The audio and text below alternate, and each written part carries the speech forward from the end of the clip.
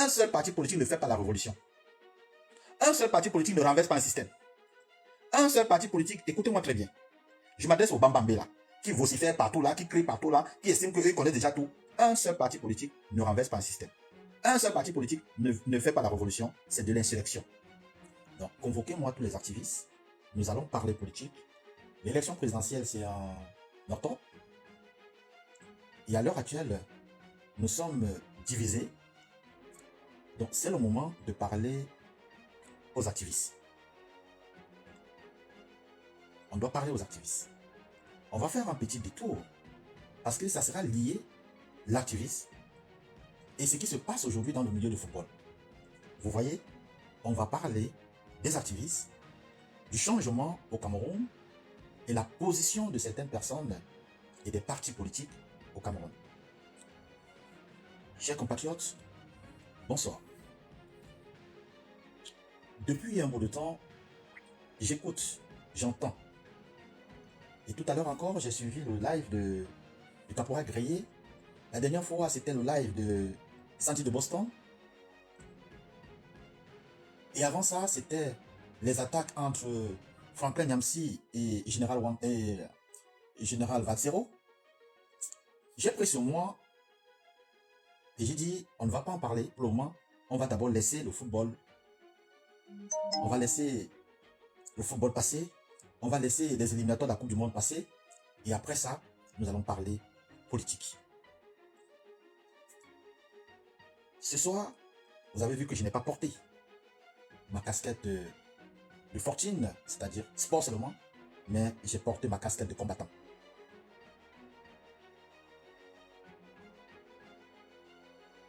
Voilà. J'ai été très surpris. Même si on savait ce qui allait se passer et ce qui se primait ici à la diaspora, mais revenons à la jeunesse. Chers compatriotes, le combat que vous menez, que vous voyez ici, est un combat des personnes qui ont des intérêts personnels.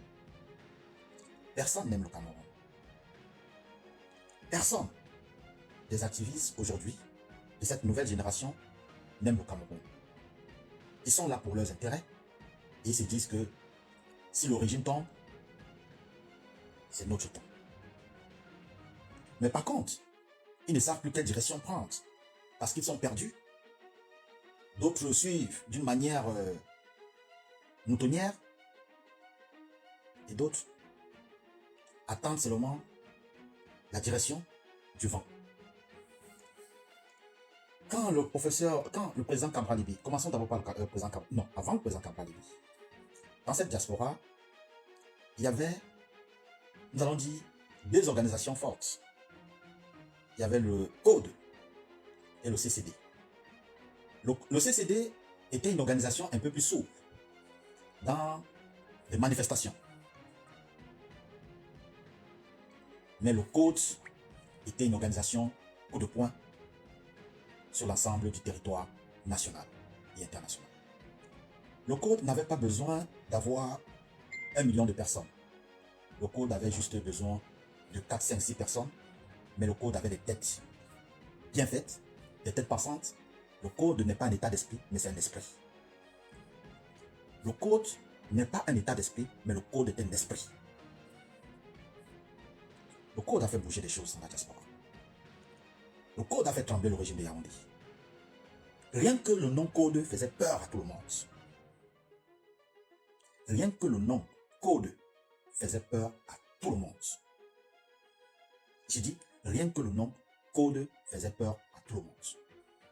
Et pourtant, nous n'étions pas nombreux. Et des actions coup de poing, il n'y avait pas besoin d'avoir beaucoup de personnes. Le commandant des opérations sur le terrain se pose de se discuter avec personne. Il y avait un seul commandant des opérations sur le terrain, à la personne de Caporal Grillé, à la personne de Emmanuel Kenta. Parce qu'à l'époque, on ne connaissait pas qui, les grades de général, capitaine, lieutenant, colonel, ça n'existait pas. Emmanuel Kenta.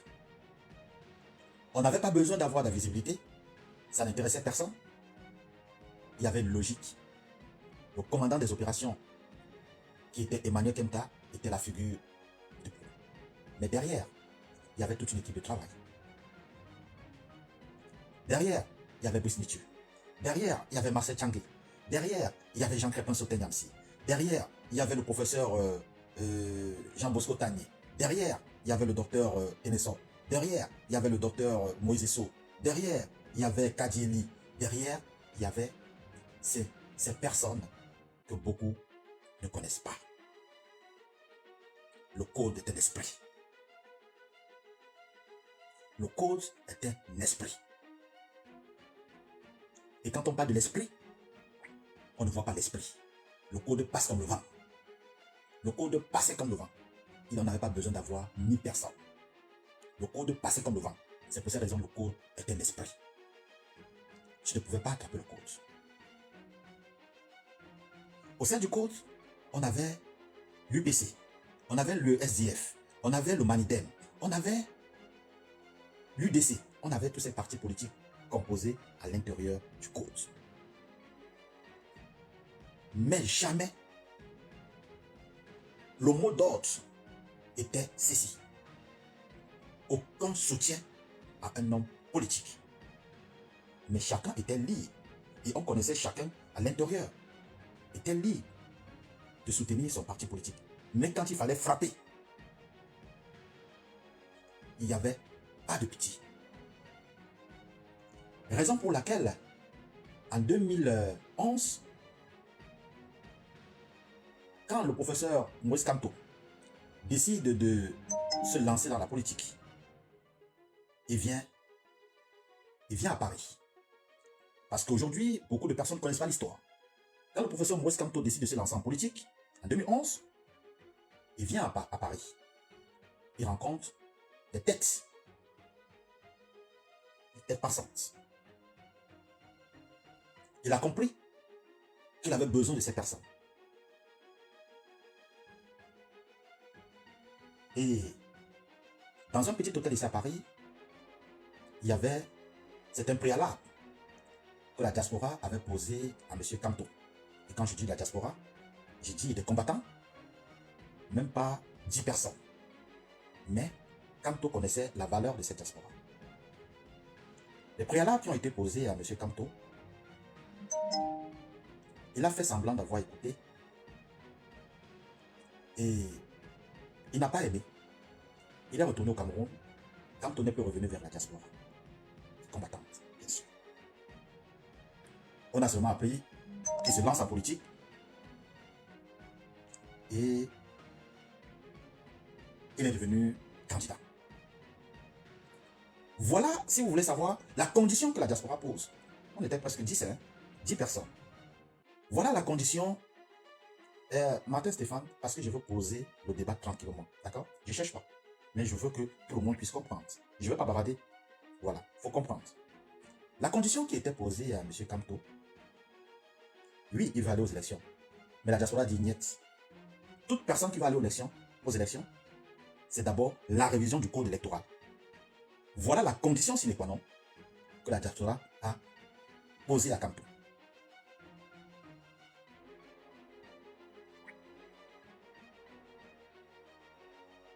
Voilà la condition qui a été posée à Kamto. Oui, tu vas aller aux élections. Nous sommes d'accord. Mais pour aller aux élections, le préalable, c'est la révision du code électoral. Si tu es d'accord avec, nous allons te soutenir. Kamto nous a dit, il a compris. Quand il est rentré au Cameroun, il s'est lancé dans la politique, il n'est plus revenu vers nous.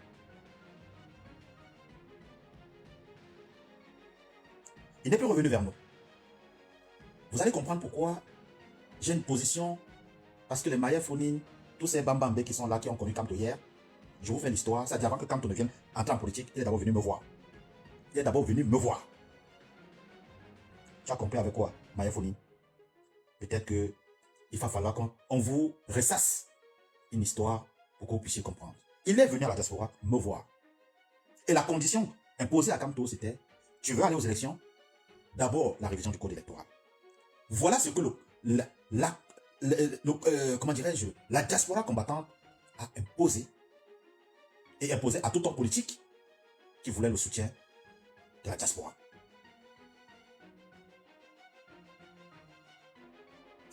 Quand on nous a dribblé, il est parti se lancer dans le truc. Maya Fonine, pour ne pas me perdre, j'ai dit, toi tu connais Kanto hier. J'ai dit que quand Kanto se lance dans la politique, il est d'abord venu chercher mon onction, l'onction de la diaspora. D'accord? Et quand on a posé la question, je ne soutiens pas Kanto parce qu'il n'a pas respecté le préalable. Le préalable était, oui, tu vas aller aux élections, mais avant d'aller aux élections, le code électoral d'abord. Donc, toi qui as connu Kanto hier,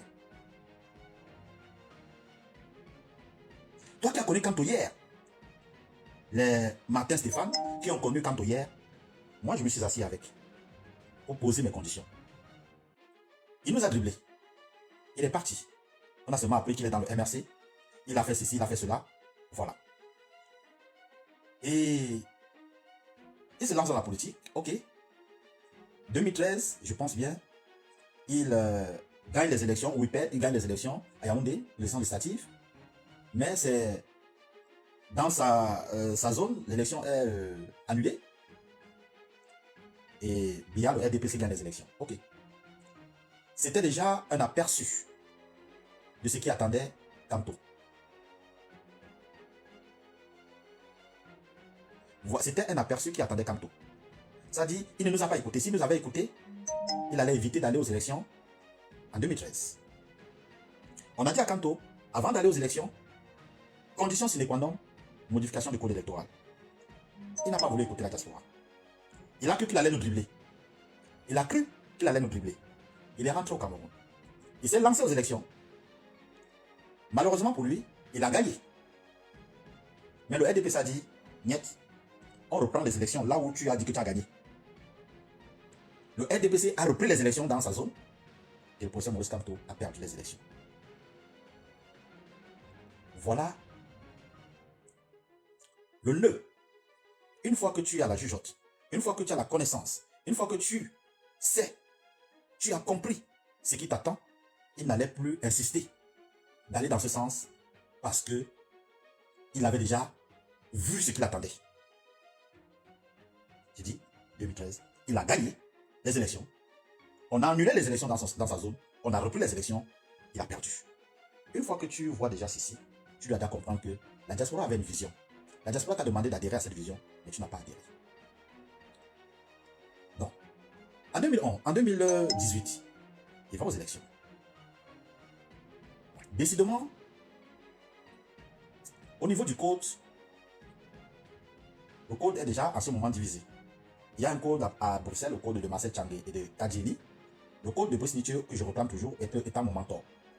On tient une réunion chez moi. J'étais encore dans le 92 à Châtenay-Malabry. Nous tenons une réunion chez moi. Le commissaire Junior Zogo, le président Brice Nietzsche, le responsable des opérations sur le terrain, Emmanuel Kenta et moi. Et on voulait donner notre vision et notre image à la lutte. Ce jour, je me rappelle encore, je me suis opposé à l'élection du président Brice Nietzsche. J'ai dit à Brice Nietzsche que ce que nous demandons à Biya, il faudra qu'on applique ça nous-mêmes à la diaspora. Il y a déjà trop de têtes qu'on voit tout le temps, mais il faudra faire un turnover. Malheureusement, j'étais mis en minorité, donc Brice Nietzsche a été proclamé président du Code. Junior Zogo, secrétaire général du Code. J'étais le responsable de la communication et comme d'habitude, Emmanuel Kenta avait eu son poste de responsable des opérations sur le terrain. Ça, c'était en 2016, 2016-2017. Immédiatement, 2017 arrive, Cabral Libi lance son mouvement 11 millions. Cabral Libi lance le mouvement 11 millions. Je suis en contact avec Cabral Libi. Je trouve que 11 millions d'inscrits sur les listes électorales, c'est un bon, c'est un objectif bien spécifique. Cabral Libi, en ce moment, aux États-Unis, il était à l'époque aux États-Unis, il est parti en tournée aux États-Unis. Donc, je suis avec Cabral Libi. J'appelle le président Brice Nietzsche. Je demande au président Brice Mitchell, il faudra qu'on soutienne Cabral Libi. Ils m'ont dit carrément, tu connais le code éthique de la résistance. On ne soutient pas de parti politique. On ne soutient pas de parti politique. Donc, pas question de soutenir la lutte. Nous sommes des activistes. Tu peux soutenir Cabral Libi dans ton fond intérieur, mais publiquement, on ne soutient pas un parti politique. Je sais que c'est normal. En tant qu'activiste, je n'ai pas le droit d'apporter mon soutien à un candidat, surtout que dans la diaspora combattante, on n'a jamais soutenu un candidat. Et pourtant, Brice Mitchell, je vous dis des choses comme ça. Brice Mitchell et Emmanuel Kempta, c'était les gars du SDF. Mais personne, ils publiquement n'ont jamais soutenu le SDF. Brice Mitchell mangeait avec John Fundi. Mais jamais soutien public, non. Moïse Esso est de l'UPC. Auguste Aipagna de l'UPC. Et bien d'autres personnes, des partis politiques de l'UDC et tout autre. Mais jamais un soutien public. Notre objectif, c'était le combat. Ça, c'est quelque chose qui était merveilleux. Ça dit tout, on était d'accord. Et tout se passait très bien. Jusque-là. Alors, quand je décide de porter mon soutien à Cabral, à l'intérieur, directement, je suis sanctionné. Les membres du directoire se sont réunis. Ils ont dit, je connais l'éthique du mouvement, on ne soutient pas un parti politique. J'ai été sanctionné. J'ai accepté ma sanction et j'ai annoncé publiquement me retirer du combat pour soutenir Cabral Libi. Donc, j'ai retiré ma casquette d'activiste parce que j'étais sanctionné pour soutenir, parce que j'ai affiché mon appartenance à un homme politique, ce qui n'était pas normal dans le combat. Donc, j'ai été sanctionné.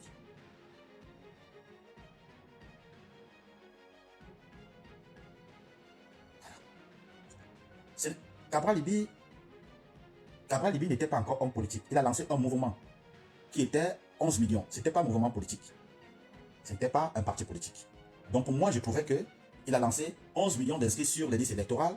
Pour moi, ce n'était pas politique.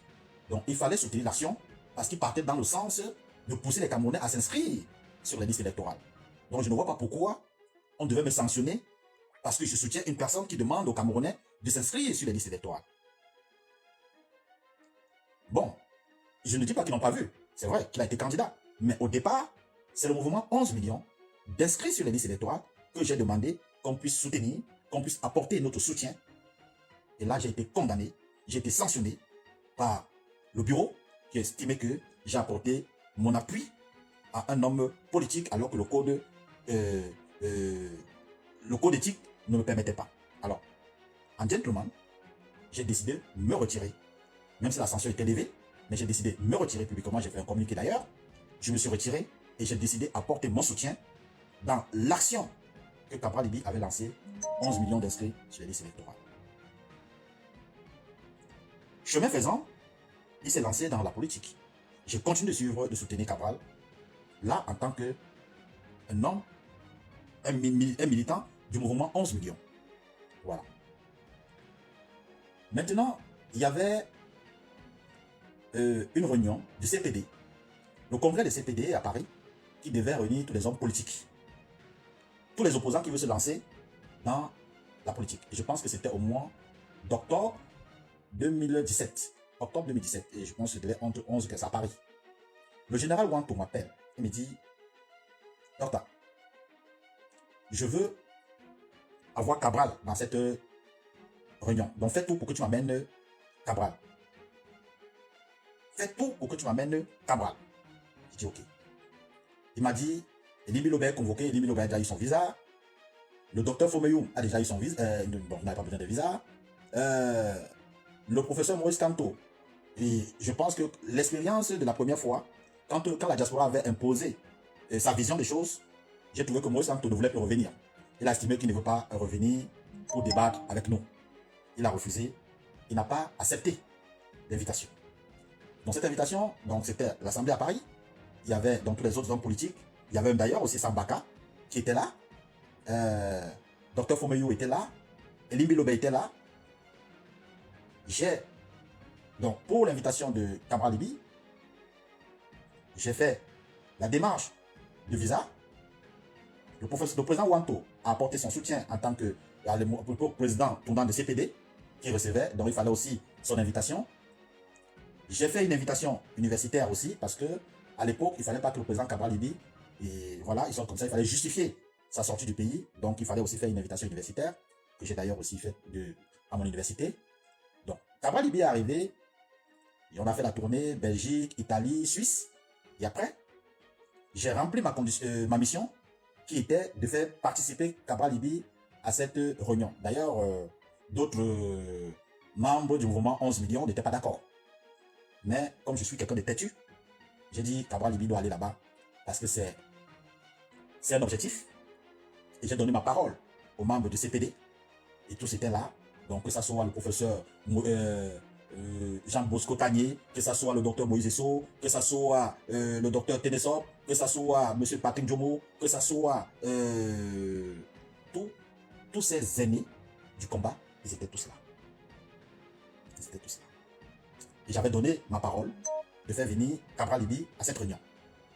J'ai fait venir Cabral Libi. Il y a eu un débat, il a discuté, on a posé des questions et tout et tout.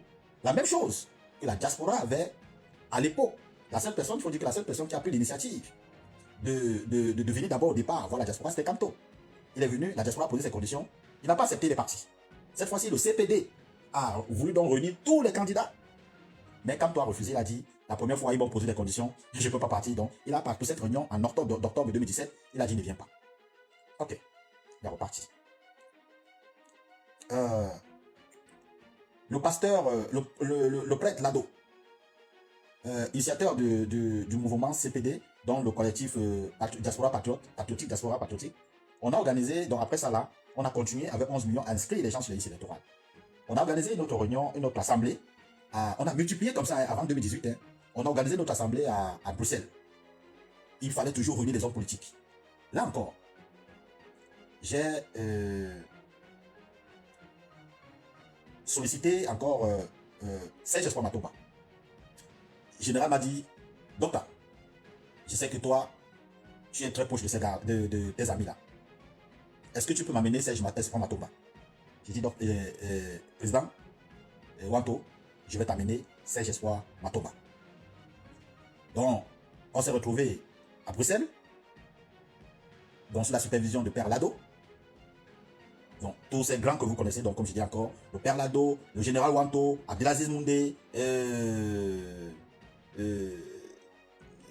Brice Marcel Tchangé, Kadjeri, tous ces gens-là, on s'est retrouvés à Bruxelles. Et ce jour-là, le seul homme politique qui était là, c'était Serge Espoir Matomba, que j'avais amené. Donc, je me suis tellement battu pour, au niveau de réunir tous les hommes politiques, candidats à l'élection présidentielle au Cameroun en 2018. Donc, en octobre 2017, j'ai fait venir Cabral Libi. Toujours en novembre, j'ai donné Serge Espoir Matomba. Et la diaspora avait toujours une vision. Oui, vous voulez aller aux élections, mais avec quel code électoral? Avec quel code électoral? Avec quel code électoral? Voilà la condition de la diaspora. Voilà la condition de la diaspora. Donc le CPD est une initiative du père Lado.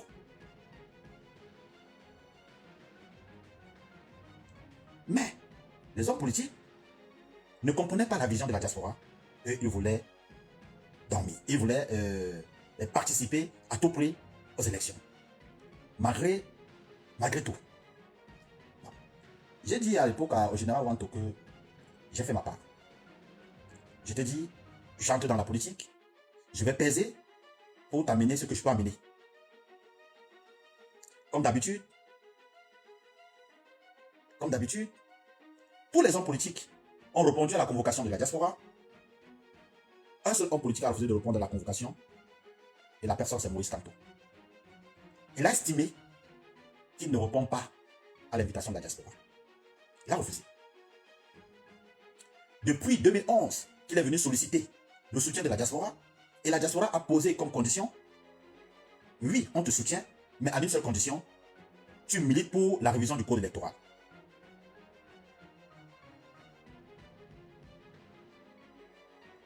Oui, on te soutient pour ces cantons, mais à une seule condition, la révision du code électoral.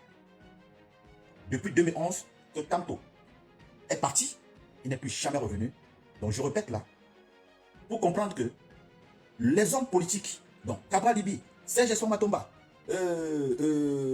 Madame Damdioya, qui était qui n'était parce que là c'était Sambaka, qui était l'homme fort de l'UDC. Sambaka était là. Le SDF, je pense, était représenté. Le seul parti politique qui n'était pas représenté, c'était le MRC de Moïse Kamto. Nous a jonglé, le MRC n'est pas venu. Voilà. Maya Foning, calme-toi, j'arrive, j'en viens.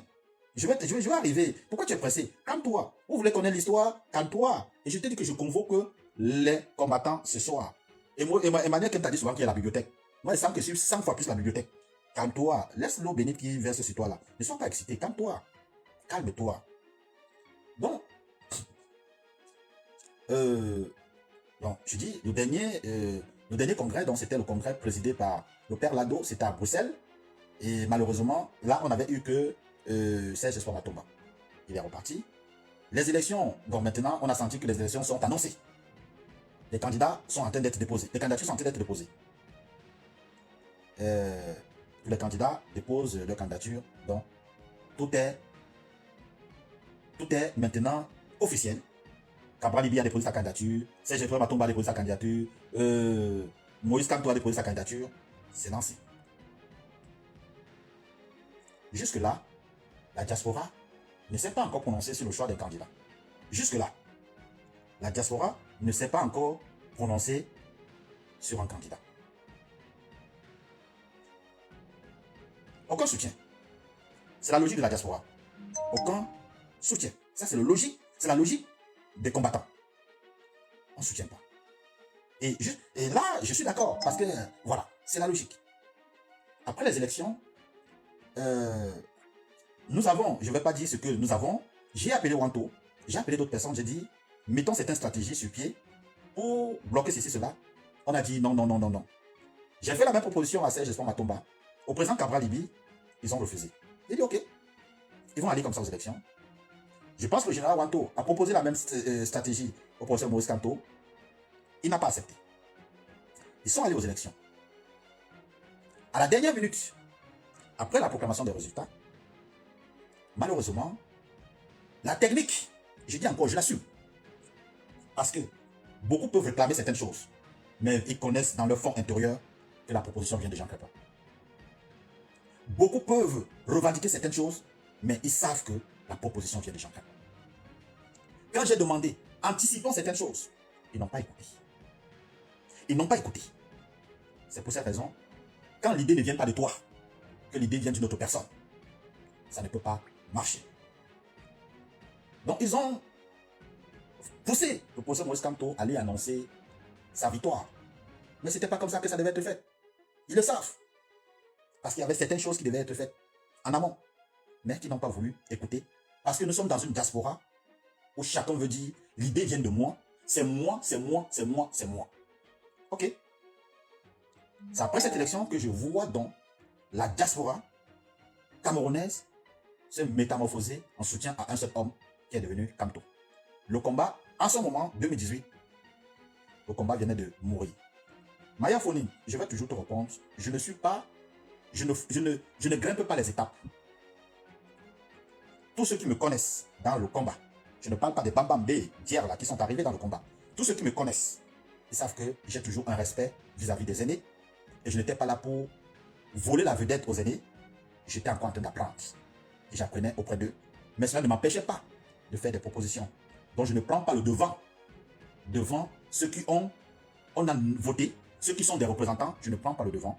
C'est eux qui doivent prendre le devant. C'est une réunion, je fais des propositions. Soit on valide, soit on ne valide pas. Mais cela ne m'empêche pas de faire des propositions. Mais je ne prends pas le devant parce qu'ils ont... C'est eux qui ont à décider. Si j'étais président, rassure-toi que j'allais prendre des initiatives. Mais nous sommes dans un groupe, et dans un groupe, il y a le respect statutaire. Merci. Oui, c'est un groupe. Comme toi, tu peux prendre les initiatives devant Kanto. C'est Kanto qui te donne le là et tu suis. Est-ce que tu as quelque chose dans la tête? Je ne sais pas si c'est la route qui t'a rendu un peu stupide, je ne comprends pas. C'est un groupe bien organisé. C'est le leader qui prend les initiatives et les autres suivent. Je ne vais pas créer la rébellion dans un groupe, mon cher ami. Donc, il y a des leaders, il prend des initiatives, c'est le leader qui a le projet, c'est le leader qui a son projet. C'est sur la base de son projet qu'il a été élu, il propose son projet et on suit. Même si je ne suis pas d'accord, mais c'est le leader. Écoute, d'accord? C'est le leader. Voilà, c'est comme ça que ça marche. Et jamais, je ne vais jamais me rebeller ou bien condamner les actes du leader. Non, nous sommes dans la démocratie. Les leaders prennent des initiatives et on suit. Bon, écoute, je vais pas trop si tu continues, je vais te bloquer et ne me pousse pas à perdre le fil de mon analyse parce qu'il y a beaucoup qui ne comprennent pas. Je te dis, même toi, même qui tu ne comprends pas, tu viens d'arriver et tu ne comprends rien du tout. Donc, je te fais la genèse de ce combat, la genèse de certaines choses et la genèse de moi, ma distance vis-à-vis de certaines choses. Donc, en 2018, directement, la diaspora se transforme en diaspora militante. J'appelle le président Ouanto. Le président Ouanto me dit, Jean Crépin, tu dois nous suivre. Je dis non. J'ai été sanctionné au code parce que j'ai apporté mon soutien à un homme politique. Et la devise de l'activiste ici dans la diaspora, c'était aucun soutien à un homme politique. À partir du moment où j'ai apporté mon soutien, j'ai été sanctionné. Donc, président Ouanto, tu ne peux pas me demander de revenir dans la lutte avec ce comportement. Où on chante seulement Kanto ou rien. Jamais je reviendrai. À l'époque, vous avez vu, je vais citer comme ça, d'une manière ou d'une autre, mon ami et frère Abdelaziz Moundé. Et vous constaterez que en 2018 jusqu'à peut-être 2022-23, Abdelaziz Moundé ne répondait pas. Il était dans la même logique que moi, et ce n'est pas le combat que nous avons mené dans la diaspora. Pas de soutien à un homme politique. Pas de soutien à un homme politique. J'ai suivi la déclaration du fils de planteur sur le direct, je ne sais pas, de Boston, où il disait qu'il y avait un gouvernement qui voulait être nommé à Paris. Le combat étant lancé, où des actions se faisaient sur le terrain, il y avait des clashs. Général Marseille et bien d'autres personnes. Le grand frère, aujourd'hui conseiller municipal à la mairie, je pense, de 10e arrondissement, le grand frère Dido, il décide de convoquer les différentes brigades anti-Sardina, dont la brigade anti-Sardina de Kamola Panthère, la brigade anti-Sardina de Calibri. Il m'a chargé de contacter ces deux brigades et les Amazones. Non, il m'a dit les Amazones, ils s'en occupaient. Que je contacte les deux brigades anti-Sardina. Je parle ça parce que le fils du planteur a fait cette déclaration la dernière fois où le gouvernement de transition qui était proposé, on est parti citer mon nom. Donc, on va aller pas à pas. Donc, je prends mon téléphone, j'appelle Kamola Panthère. Je dis, Joe, il y a une réunion à Paris, je veux que tu sois là. Il me dit, c'est une réunion de quoi? Je dis, c'est une réunion, parce qu'il y a trop de divisions, il faut calmer les nerfs, il faut faire ceci. Il me dit, ok. J'appelle Calibri. J'ai dit à Calibri, il faut qu'on se retrouve à Paris, dans le 10e, sur le grand frère Dido, et tout et tout. Il accepte. Et le grand frère Dido a appelé donc les Amazones, je ne pensais pas si c'est Willy Savannah ou bien Général Marseille, mais il avait appelé parmi les deux, soit Willy Savannah ou Général Marseille. Donc on s'est retrouvé dans le 10e, juste en face, la gare du Nord, pour ceux qui connaissaient le bureau de Dido. Il est aujourd'hui conseiller municipal à la mairie du 10e, dans la même zone. On se retrouve donc Abdelaziz Moundé, Dido. Calibri n'est pas venu, mais je pense qu'il nous avait envoyé son représentant, qui était le fils du planteur, et Kamola Panthère. Je ne sais pas, les filles, le général Marseille, ils attendaient à arriver, donc on a décidé de commencer la réunion. À peine même la réunion commencée, où on voulait déjà poser certaines choses, Kamola Panthère n'a même pas laissé parler. Parce qu'il était question de réconcilier les deux basses et les Amazones, parce qu'on a vu ce qui s'est passé en Belgique, on a vu ce qui s'est passé en Suisse, ce n'était pas beau à voir. Il fallait calmer les nerfs, il fallait faire asseoir d'abord les deux basses, et tout et tout. C'était l'objectif de la réunion. Mais dès qu'à peine commencé, Kamon la Panthère a dit, il a dit, Jean Crépin, on est dans la lutte depuis des années. Abdelaziz Moundé, on est dans la lutte depuis des années. Bon, pour lui, il a estimé que fils de planteur qu'on ne connaissait pas, qui vient d'arriver, et ou bien déjà il trouvait que c'est de Calibri qu'on avait convoqué, et mais Calibri nous envoie son représentant. Pour lui, c'était humiliant, déjà Il va poser la question que Calibri se prend pour qui? Pour, en termes d'armes, en termes de combat. Lui, ça fait des années, et oui, je reconnais que ça fait des années, quand moi la Panthère, nous sommes sur le terrain à Paris. Que ça soit les actions Bolloré, que ça soit les actions Koumateke, que ça soit, on est sur le terrain depuis, ça on reconnaît. Donc, quand moi la Panthère n'a pas, ça dit, il n'a même pas laissé 2 secondes. Dès qu'on a dit que Kamon la Panthère ne peut pas être là, Calibri ne peut pas être là, et que c'est fils de planteur qui représente, il s'est levé, il est parti. Les voix se sont surchauffées, je pense 2 ou 3, même pas 1 minute. Hein. Quand moi est parti, j'ai essayé de rattraper Kamon. Abdelaziz m'a dit non, laisse tomber, laisse tomber. J'ai dit que non, il est parti. Et comme il est parti, la réunion s'est arrêtée là. On a dit, Dido a dit, bon, en tant que votre aîné, j'ai essayé de vouloir réconcilier, mais malheureusement, je ne peux pas. Donc la réunion s'est arrêtée là. Je dis, chaque fois, j'étais en contact avec le général Wanto qui disait toujours que non, il faut qu'on revienne dans le combat. J'ai dit, ce n'est plus le combat. Le combat où on soutient un homme politique, ce n'est plus le combat.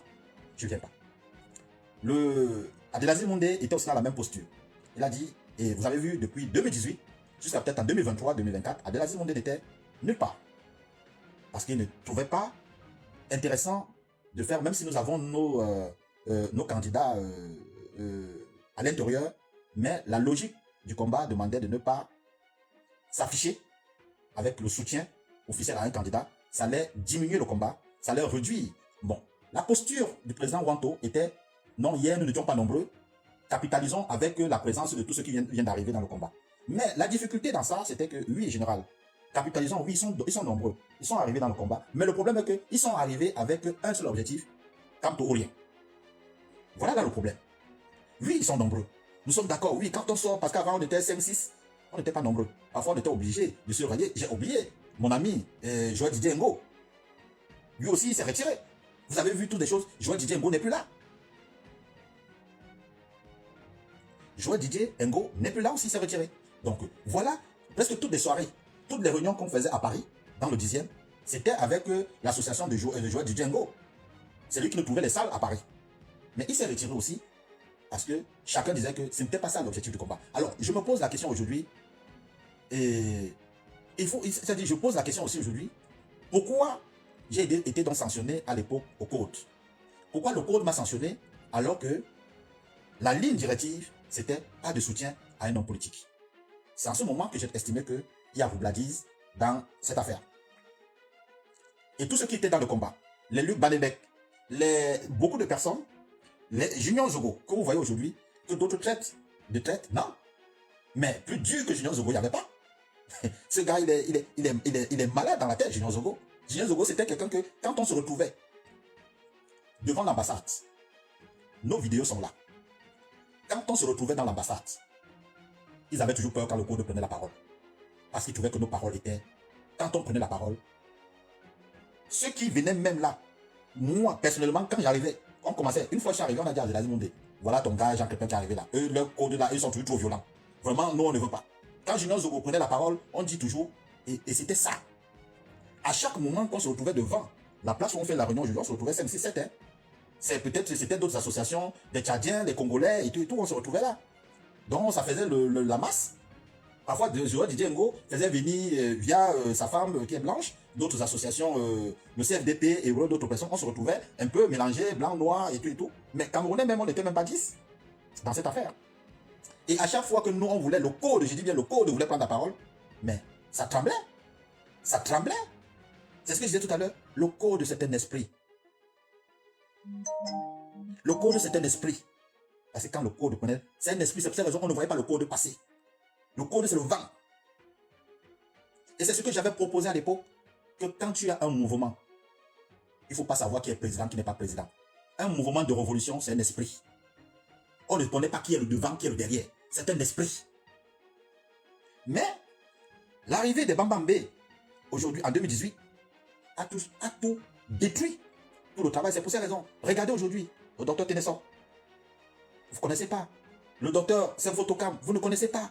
Le docteur Moïse Esso, vous ne connaissez pas. Le docteur professeur Kanye, vous ne connaissez pas. Ça dit, c'est la combattante Augusta Epagna, vous ne connaissez pas.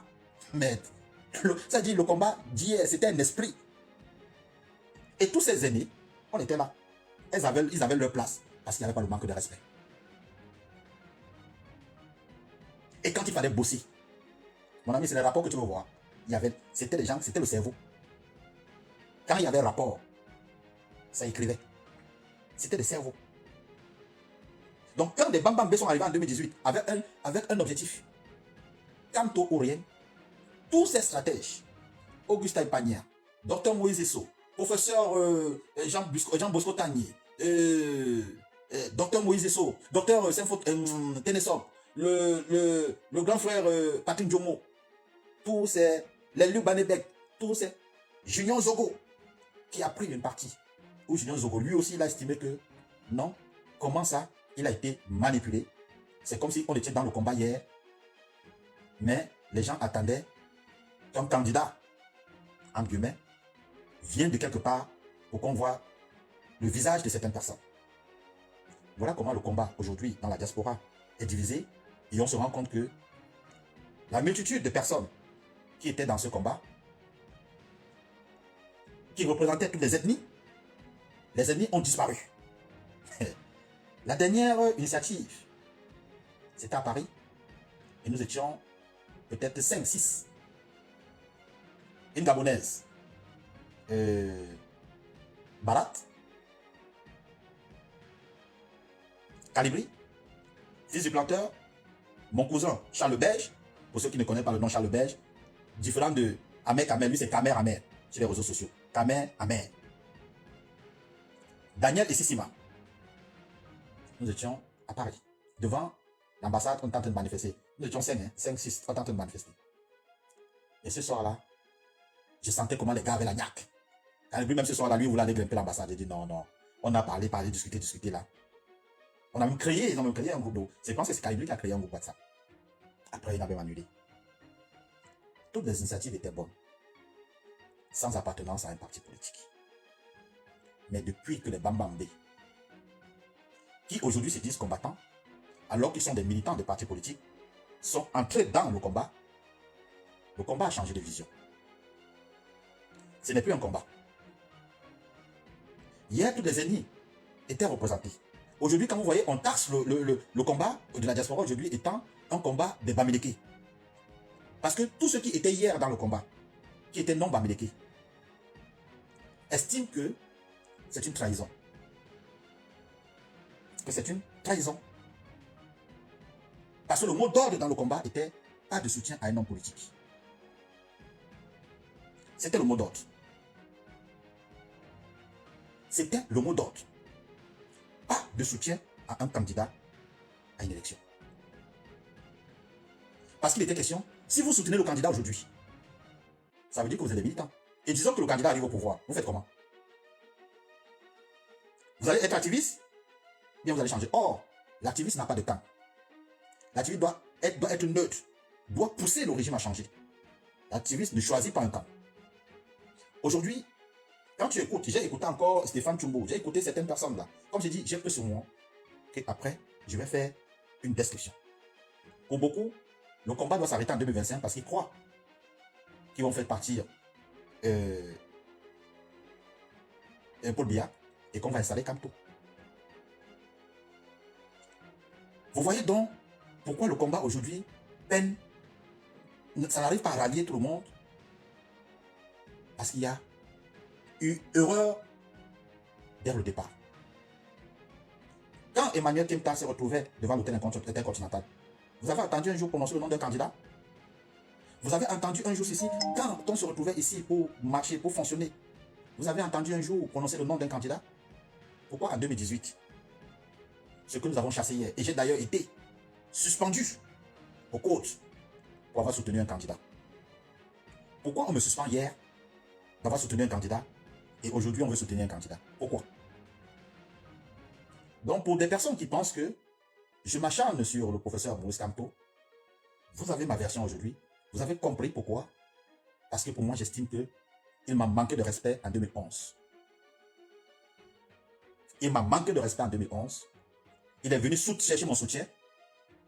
Et quand on a dit au professeur Maurice Kamto que oui, on va te soutenir, mais à une seule condition, il faut d'abord que tu milites pour qu'on change le code électoral.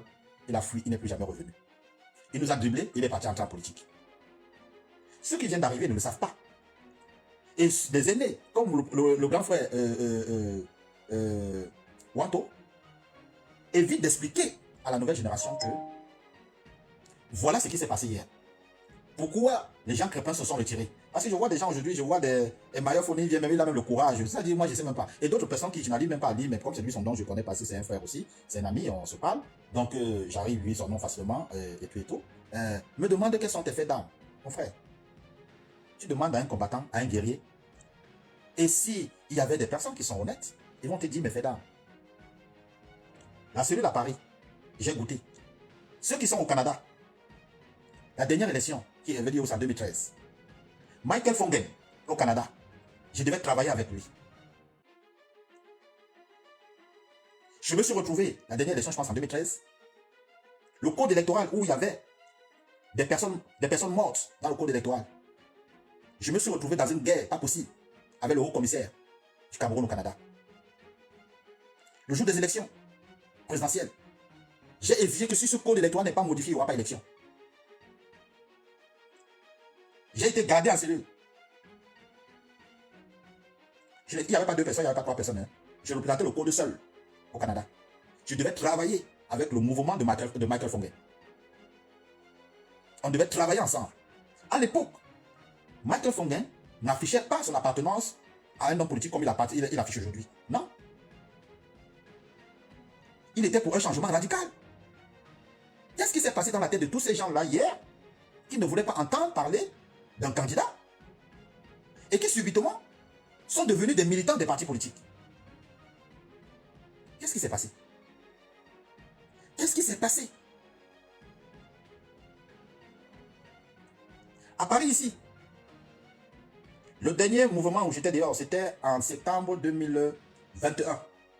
Quand Maurice Kamto demande que si on couvre le code électoral, il y aura des mouvements qui vont se suivre directement. Je me suis retrouvé à Paris ici. Je me suis retrouvé en cellule. Parce que quand on était devant l'ambassade, pendant que les gens ne sont pas encore habitués au gaz lacrymogène, d'autres fuyaient, nous autres sommes restés. D'autres sont restés. Nous sommes restés. On a fait face à la police. On a dit on ne bouge pas. Les gens que vous voyez là aujourd'hui, pendant ce temps-là, ils étaient en train de tout fuir. Tous fuyaient. Mais sûrement, il y avait des gens qui étaient sans papier, d'autres fuyaient. Nous, on est restés devant la police. Il y avait Madame Willy Savannah. J'y étais avec d'autres personnes. La police m'a déchiré des habits. Willy Savannah s'est levé. Il a dit non. On nous a pris, on nous a amenés en cellule. Comme elle aime pleurer facilement. Elle aime pleurer facilement. Elle s'est mise à pleurer là-bas. J'ai dit non. Willy, ne pleure pas. Nous sommes des guerriers. Nous sommes des guerriers, on ne pleure pas. On nous a libérés, c'est rentré. C'est une personne, j'oublie même son nom. J'ai toujours sa chemise ici chez moi. Je ne sais pas, c'est Mado Keraro qui connaît la personne. C'est un frangin qui avait sûrement une chemise dans sa voiture. Qui est allé me dire, bon, frangin, tu vas rentrer comme ça. Il avait une chemise dans sa voiture. Il est parti chercher la chemise pour venir me donner. Pour que je porte. Donc pour celui qui te posait la question tout à l'heure, ma dernière action, c'était en septembre-octobre 2021. Quand on lance le truc, malheureusement, on n'a pas fait feu. Tu sais pourquoi? Malgré que je vous disais que je ne veux pas sortir, mais tellement l'âme du combat est en moi que je sortais toujours. Tu sais pourquoi on n'a pas fait, le mouvement n'a pas résisté? Parce que les Camerounais, d'autres disaient je m'en vais au travail. D'autres disent je finis à 10h, je finis à midi. Et donc ce qui fait que, au lieu d'avoir l'impact d'un mouvement collectif, on s'est retrouvé en train d'avoir 5 personnes, 6 personnes. Donc, d'autres partent, d'autres viennent, d'autres partent, d'autres viennent. Chacun vient seulement faire acte de présence. Oui, mes frères, vraiment, je suis occupé au bureau, mais je suis venu vous regarder seulement. D'autres partent, d'autres. Les gens sont incapables de faire le sacrifice de leur boulot pour faire foule. Voilà pourquoi rien ne peut marcher. Parce que personne ne peut sacrifier une journée de boulot, venir marcher venir marcher, les gens préféraient aller travailler. Les gens préféraient aller travailler. Donc, la police, à chaque moment que les gens venaient d'autres parties, c'était facile pour la police de disperser les gens. Donc, et comme les Camerounais ne savent pas fonctionner, ne savent pas manifester 2 fois. Donc, quand ils sortent une fois, le lendemain, ils ne sortent plus. Donc c'était plus facile parce que le Camerounais n'est pas le Congolais, le Camerounais n'est pas l'Ivoirien, le Camerounais n'est pas le Sénégalais, le Camerounais n'est pas le Malien, en tout cas l'Afrique de l'Ouest.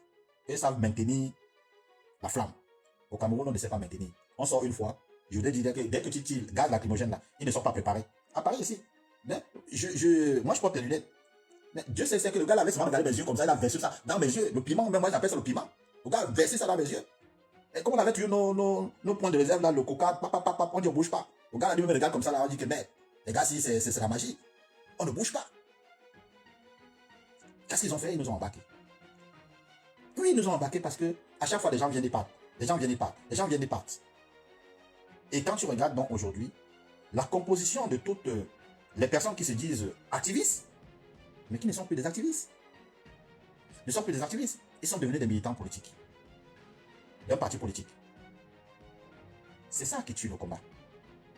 C'est ça qui tue le combat. Et aujourd'hui encore, la résistance est un esprit. Ils veulent tous être des leaders. C'est là où j'apprécie un peu Emmanuel Kempta sur un point. Pendant que tout le monde est venu prendre le grade de général, et tout, Kempta a dit, lui c'est caporal grillé. Et moi j'ai apprécié. Vous savez pourquoi j'ai apprécié? Parce que dans une résistance, on ne veut pas en grade. Dans une résistance, même dans l'armée,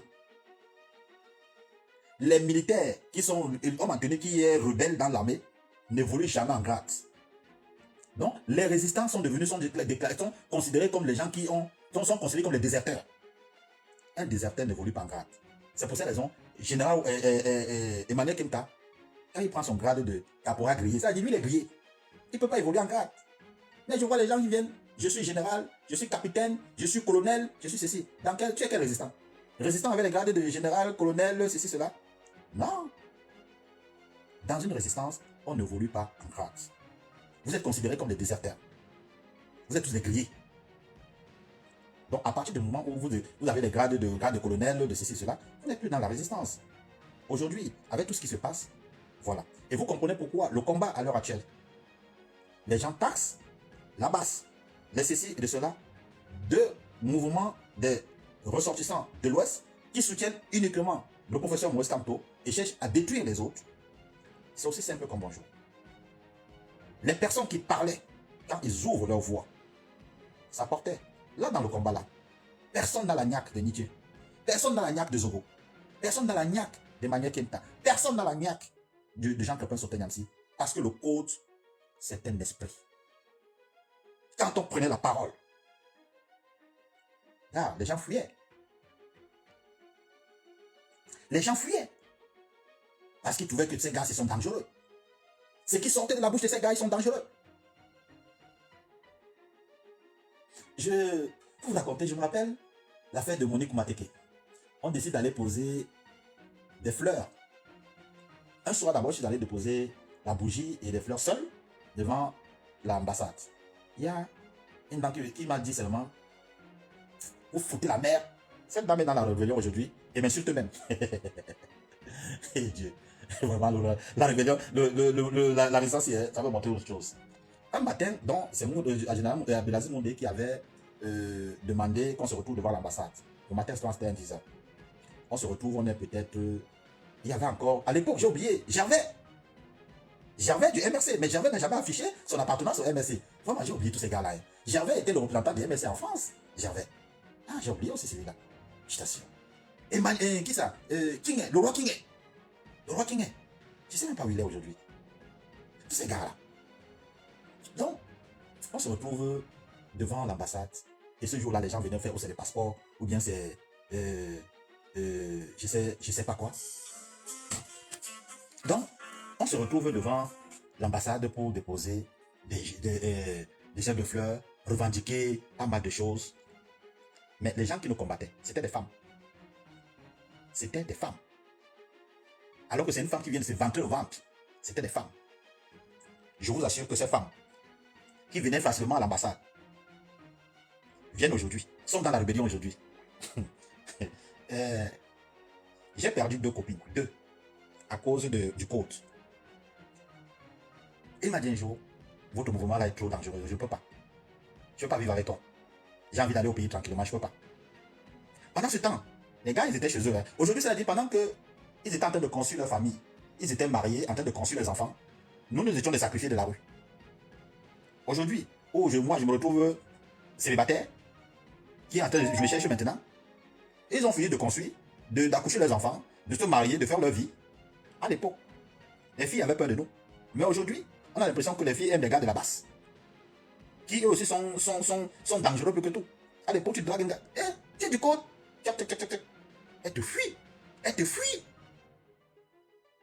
Mais c'est pas toi que j'ai vu. Non, elle te fuit. On rentrait quoi? On commençait des trucs à 16h, tu rentres chez toi à minuit, 1h, 2h du matin. Tu as regardé quel genre de femme. Elle est devenue ton trophée de bouquet de fleurs à la maison. Elles partaient tous. Elles partaient tous. Les gens parlent. La femme d'Abdelaziz Moundé a fait une fausse couche. Ah ouais, elle a fait une fausse couche. Dans cette révolution. Et tu vois des gens aujourd'hui viennent te demander, tu as fait quoi? Quels sont tes faits d'armes? Vraiment, hein. Parfois je reste comme ça, je dis, les bambam BC, on doit faire quoi des bambam BC? Les gens de 2018, là, on doit faire quoi d'eux? Et ils te demandent que tu as fait quoi? Ça dit pour lui, comme il a piaillé sur les réseaux sociaux. Et ils sont comment? Quand ils sont dans une manifestation, ils lancent le direct. Mon frère, moi quand je vais dans une manifestation, et d'ailleurs, il y a eu dernièrement, c'était Nana Collins qui a filmé, dit, mais ils savent tous que moi quand je suis dans une manifestation, je ne suis pas avec mon téléphone. Non. Parce que ce n'est pas pour se faire voir. Ce n'est pas pour se faire voir. Non. C'est juste pour vous faire comprendre que ce qui se passe aujourd'hui est la conséquence des gens qui revendiquent leur propre intérêt. Hier, parce qu'aujourd'hui, je vois Franklin Nyamsé qui demande aux Camerounais que c'est la rue. Il ne faut pas d'élection, il ne faut pas aller aux élections. Mais Franklin, homo. C'est quelque chose que je revendique depuis 2018. Ils étaient tous contre. Mais aujourd'hui, lui prend ça comme c'était pour lui. Il prend ça comme c'était lui le porteur de ce projet. Et le porteur de ce projet, c'est moi. Je le revendique. Mais ils ne m'ont pas écouté. J'ai toujours dit, tous les jours, même tous les jours, je fais des posts pour dire zéro élection au Cameroun. Je ne crois pas à une élection au Cameroun. Ils me disent que va donc prendre le devant. Mais aujourd'hui, il se place devant, je vois tout le monde qui dit que mais pourquoi tu demandes ça, c'est cela. Ayez au moins l'amabilité. Ayez au moins l'amabilité, comme on dit, le travail intellectuel de citer la source. Jean Crépin, porteur de ce projet, nous partons dans la même lancée, nous poursuivons les actions, peut-être que la parole de Franklin Nyamsé est porte mieux que ma parole, mais il n'est pas porteur du projet. Il n'est pas porteur du projet. Parce que j'ai dit, j'y crois pas à une élection au Cameroun. J'ai dit à tout le monde.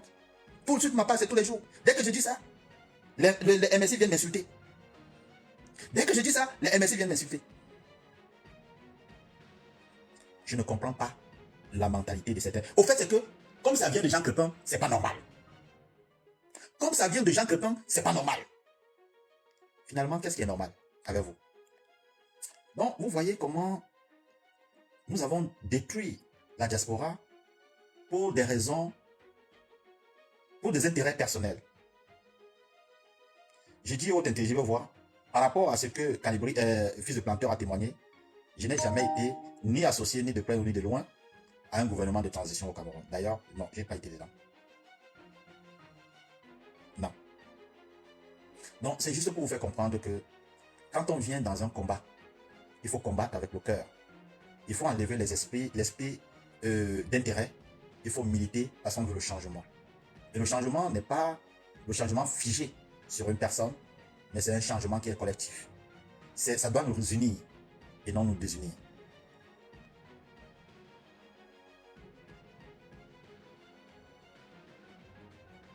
Hein?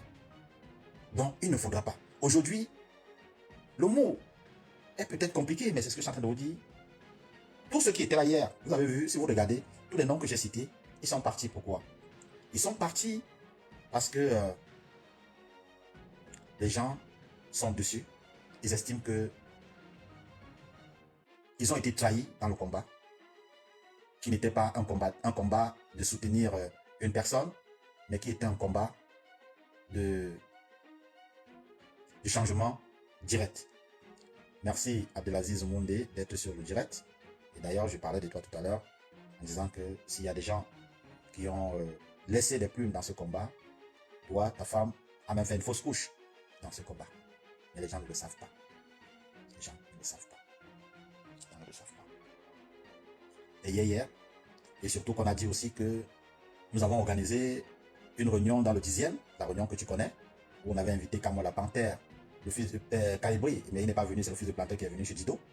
Il paraît qu'on a dit que c'était pour le prolongement du gouvernement de transition, alors que ce n'était rien, et tu le sais très bien.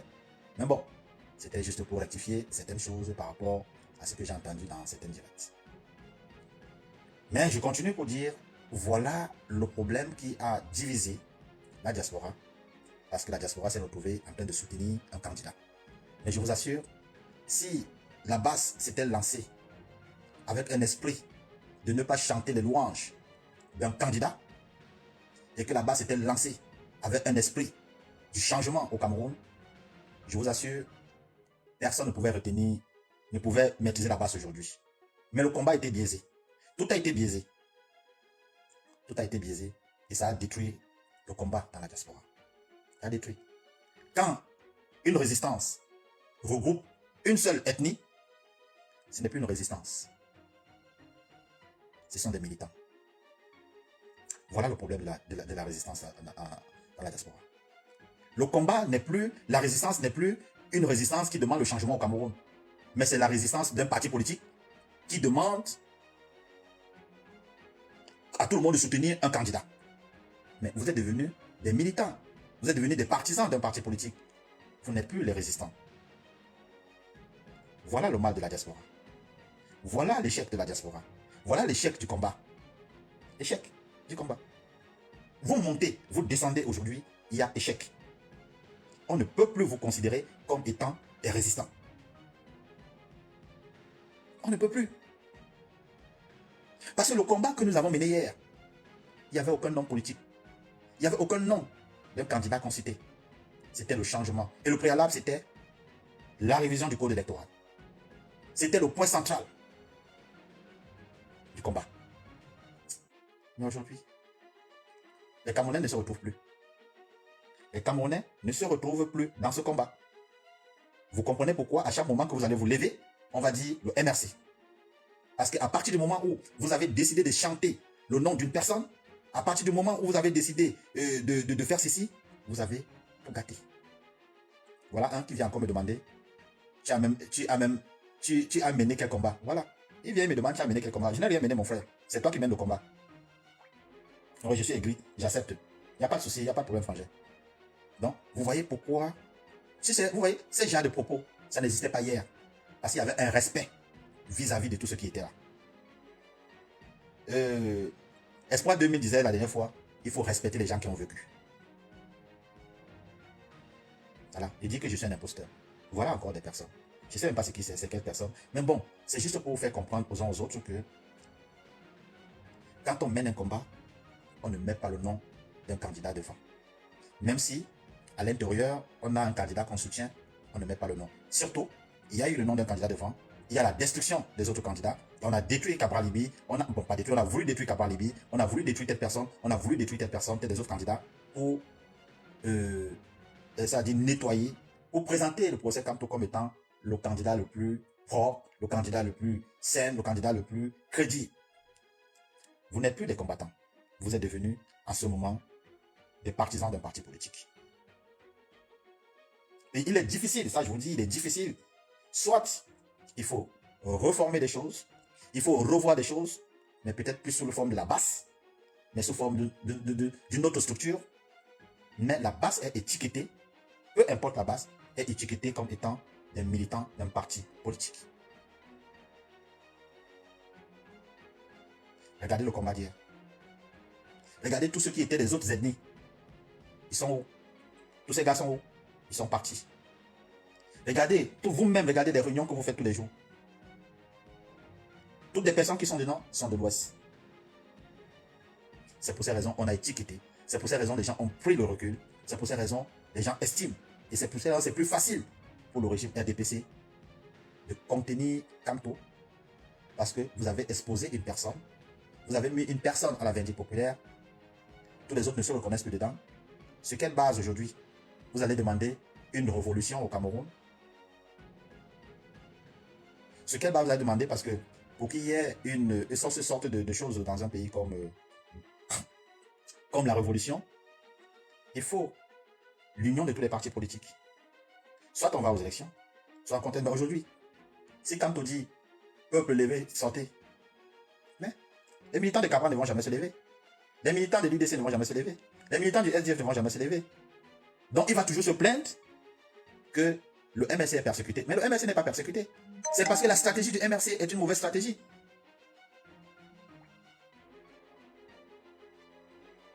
La stratégie du MRC n'est pas la bonne stratégie.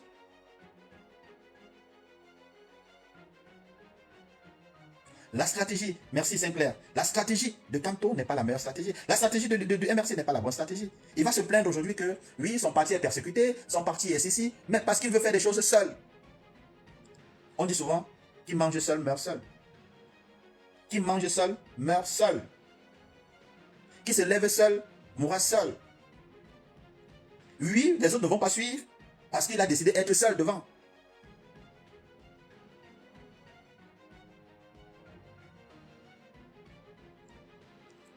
Demain, il va dire, levez-vous. Levez-vous.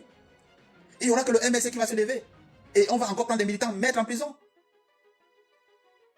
Parce que la stratégie, c'est que je veux aller seul. Je veux montrer que je suis seul. Parce que c'est ce qu'on a montré aux yeux, c'est ce qu'on a propulsé aux yeux de Maurice Kamto, pour montrer à Kamto qu'il est le plus beau, il est le plus mignon, et qu'il est la seule personne qui peut atteindre ses objectifs. Vous comprenez pourquoi? Même ici,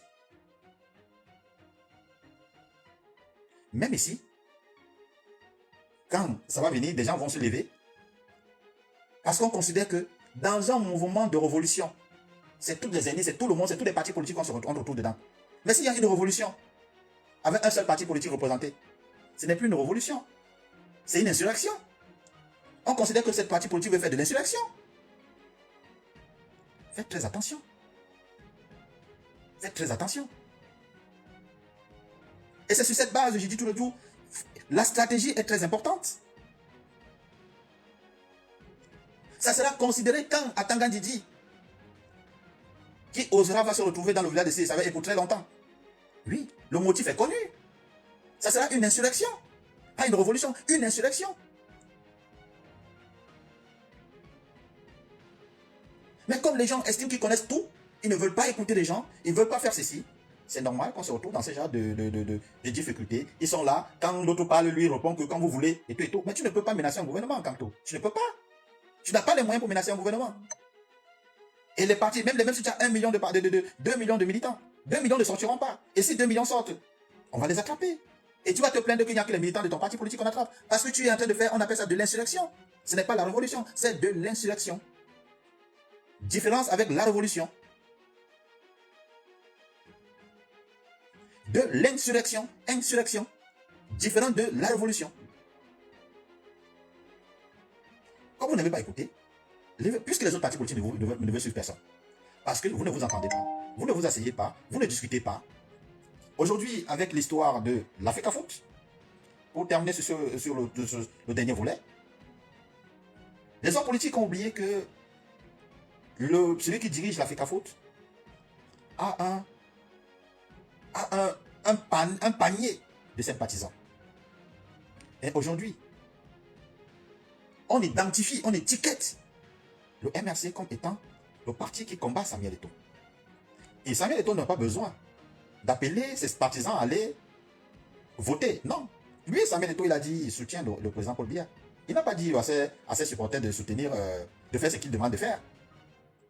Mais puisque ses supporters estiment que leur candidat, leur champion, leur légende est combattu par un parti politique, mais ils vont vous payer ça très cher.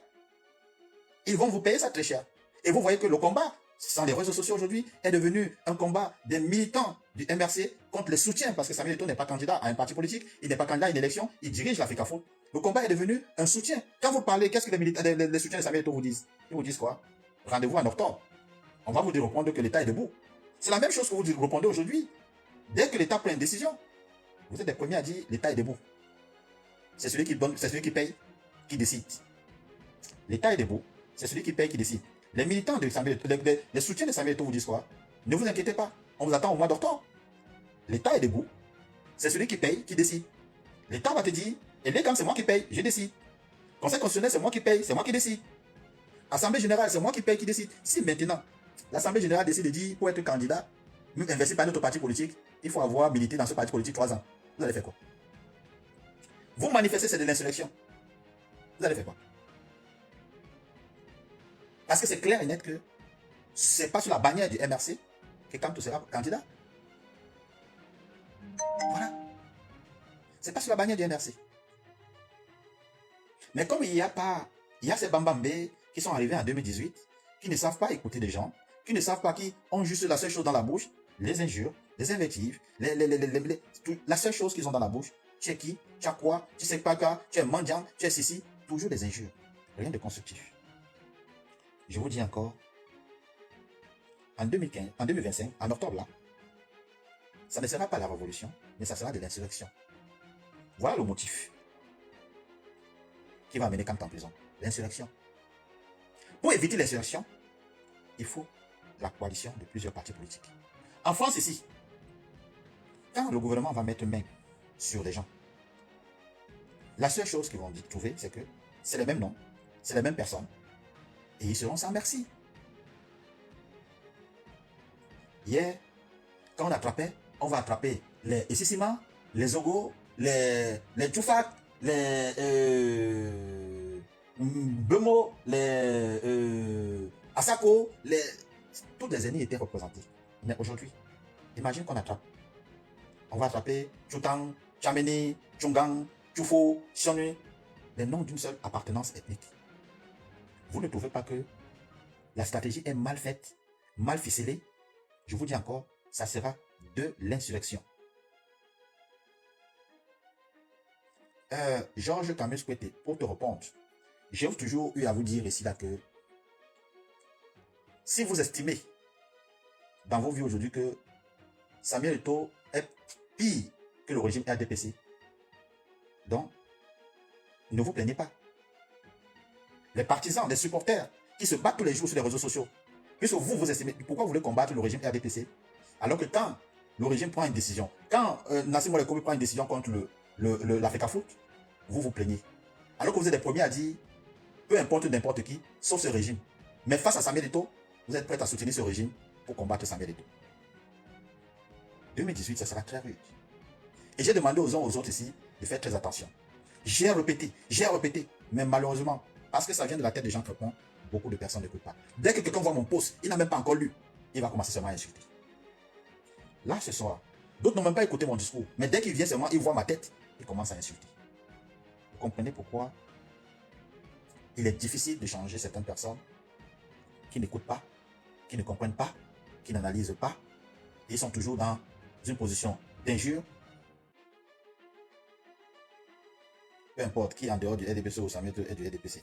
Bon, je ne sais pas quelle est ta question, mais c'est pour te dire, comme tu dis peu importe qui, mais quand tu te retrouves dans une posture où un homme se bat pour faire progresser sa structure, et qu'un ministre combat cette personne, et que vous soutenez ce ministre au détriment de cette personne, vous voulez que demain, les soutiens de cette personne viennent vous soutenir? Vous pensez que les soutiens de cette personne viendront vous soutenir? Je vous ai dit, vous avez une très mauvaise stratégie. Aujourd'hui, vous faites du mal à l'exécutif de l'Africafoot. Très mal. Vous avez conforté le régime RDPC. Vous avez conforté un ministre qui était à la culture, qui n'a rien foutu que les artistes voulaient mourir seulement, qui a été directeur de lyrique, ça a été compliqué là-bas, mais parce qu'il est venu à l'Africafoot. Donc pour vous, il y a 54 fédérations au Cameroun, et il est concentré sur une seule fédération, mais il pose des actions. Vous êtes là pour supporter ces actions, vous êtes là pour apprécier ces actions, oui, effectivement, ça va se passer. Il n'a pas besoin de dire, allez faire ceci, mais vous allez comprendre que 2000 octobre, vous avez mal joué, les amis. J'ai toujours l'habitude de dire à certaines personnes, faites très attention. On a déjà étiqueté un parti politique. Aujourd'hui, que ça soit de la base de MS ou pas, beaucoup, le fait d'avoir chanté, tant ou rien, le fait d'avoir milité, le fait d'avoir ceci, peu importe la position que la base va prendre, la base reste MRC. Et s'il y a demain un mouvement de soulèvement au Cameroun, l'État va sévir. L'État va vous parler, faire comprendre que c'est de l'insurrection. Insurrection, écoutez bien le mot, hein. J'ai dit bien insurrection. Insurrection. Et c'est plus facile de te coller même 15 ans de prison. Hein. C'est plus facile même 20 ans là-bas. Hein. Si Paul Biya a pu donner les 25 ans de prison à ses ministres, ce n'est pas Akanto qui sera sans pitié. Il donnera même 50 ans. C'est de l'insurrection. Parce que les autres partis ne sont pas affiliés à ça.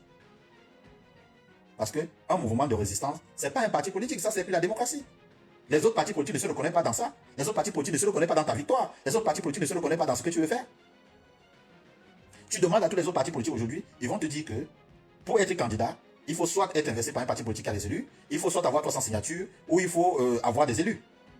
Sur les trois points-là, quand on ne répond pas encore dessus, il y a peut-être un parti politique qui va l'investir. Mais le NDPC qui décide peut décider là à l'heure-ci de dire que pour qu'un candidat, pour qu'un parti politique investi, il faut avoir milité 3 ans dans ce parti politique. Et le procès, quand on ne peut pas demander au Camerounais de s'élever, non. Non, ça ne marche pas. Ce n'est pas justifiable. Ce n'est pas justifiable.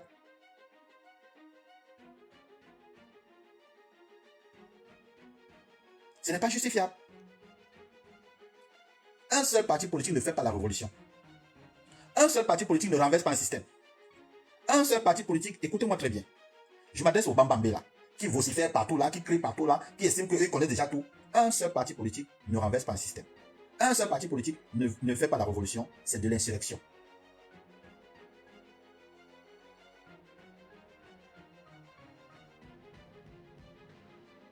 Bon, je suis en train de voilà quelqu'un, on laisse le peuple tranquille. Vous laissez Samuel Eto'o tranquille?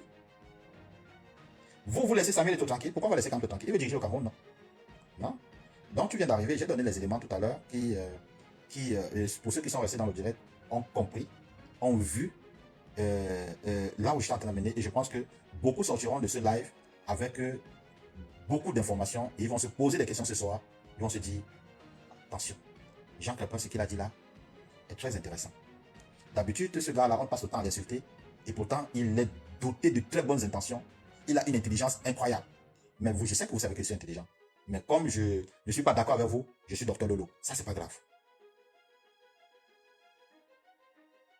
Bon, c'est juste pour vous faire comprendre que, les gars, le combat qui est là aujourd'hui est un combat perdu d'avance et il faut réfléchir autrement. Au cas contraire, nous allons nous retrouver toujours dans des injures, des invectives sur les réseaux sociaux et rien ne va changer. Aujourd'hui, vous avez la preuve en est que quand... Je vais vous prendre un exemple. Je vais vous prendre un exemple très simple. Pour vous montrer que vous-même, vous détestez la politique au Cameroun. Vous-même, vous détestez la politique. Vous détestez, vous aimez le football, vous aimez souffrir même. Je vais vous prendre un exemple. Attendez, on va prendre un exemple. Voilà même un direct, oui, partage seulement. On va prendre un exemple. Voilà.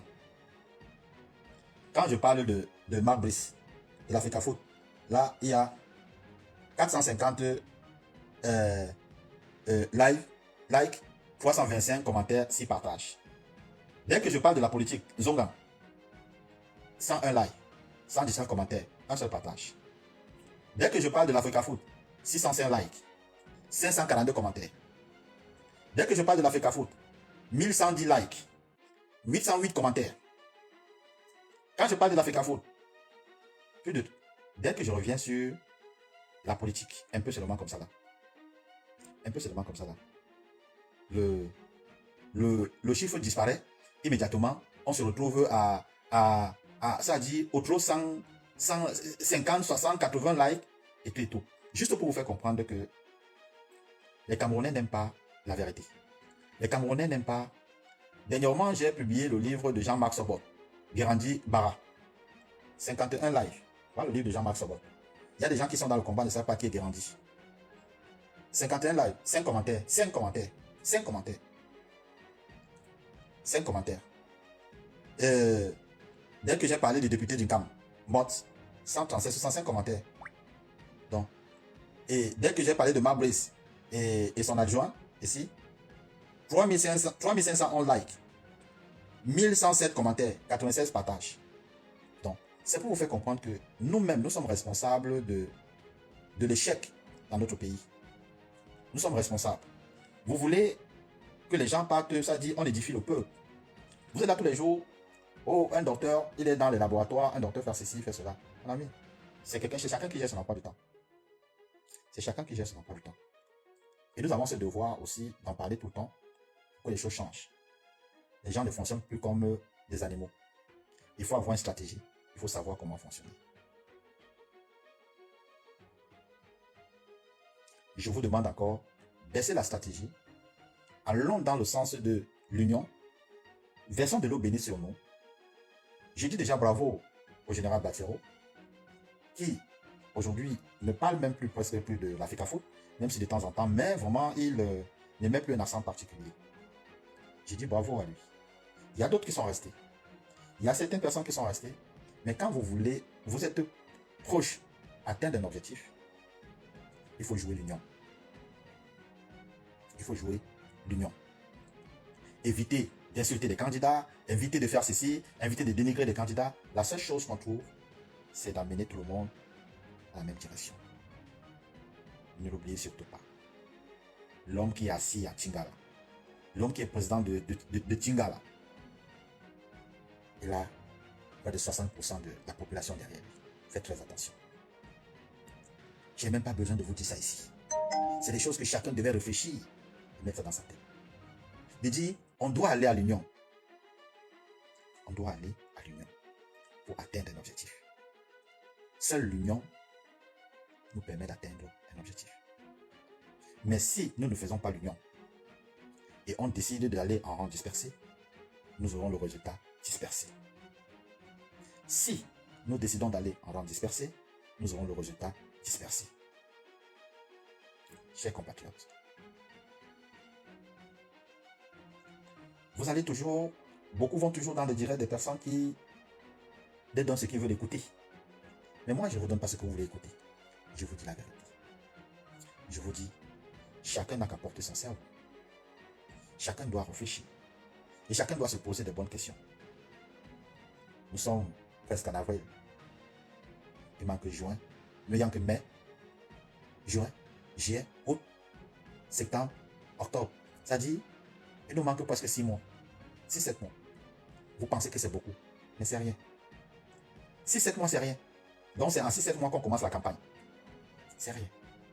Vraiment, véritablement la campagne. C'est rien. J'ai créé depuis 2018. J'ai créé jusqu'à aujourd'hui.